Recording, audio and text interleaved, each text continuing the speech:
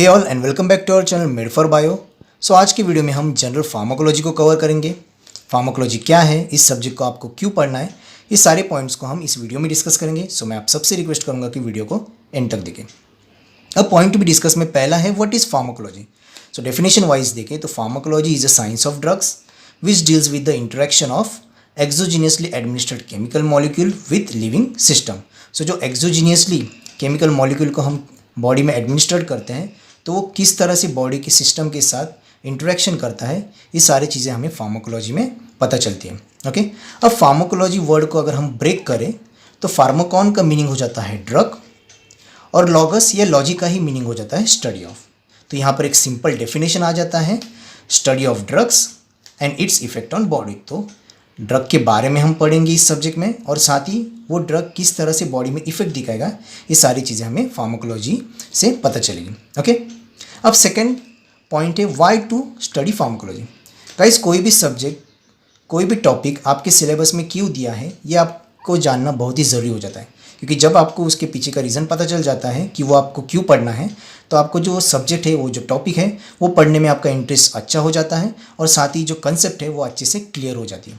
Okay, तो जिस तरह फार्मास्यूटिक्स में हम कोई भी न्यू केमिकल एंटिटी या कोई भी केमिकल मॉलिक्यूल को किसी भी डिसीज़ या डिसऑर्डर या किसी भी इलनेस को ट्रीट करने के लिए हमें कैसे उस मॉलिक्यूल को हम ड्रग या मेडिकेशन या डोसेज फॉर्म में प्रोसेस करना सीखते हैं, उसी तरह वही जो ड्रग है या जो मेडिकेशन है वो हमारे बॉडी में जाने के बाद वो हमारे बॉडी के लिए कितना सेफ़ है, उससे क्या एडवर्स इफ़ेक्ट मिल सकते हैं, वो किस तरह से अपना इफ़ेक्ट दिखाएगा, उसका मैकेनिज्म ऑफ एक्शन क्या होगा, किस तरह वो ड्रग जो बॉडी में है वो एब्जॉर्ब होगा, कैसे बॉडी से एक्सक्रीट आउट हो जाएगा, ये सारी चीज़ें हमें उस ड्रग की फार्माकोलॉजी बताती है।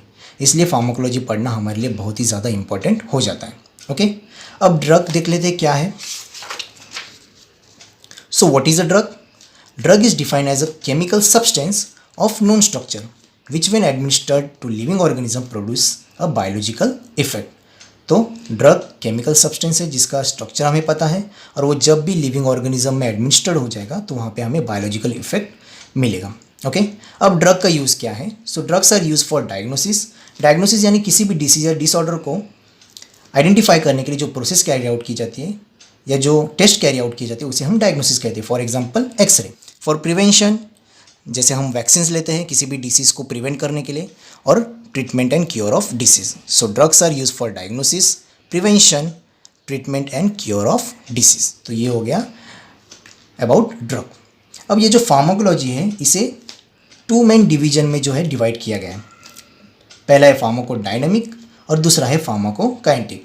अब फार्माकोडायनेमिक का जो डी है वो आपको रेड कलर में दिखेगा। ओके, फार्माकोडायनेमिक का ही मीनिंग होता है, या फार्माकोडायनेमिक में ही हम what drug does to body ये देखते हैं।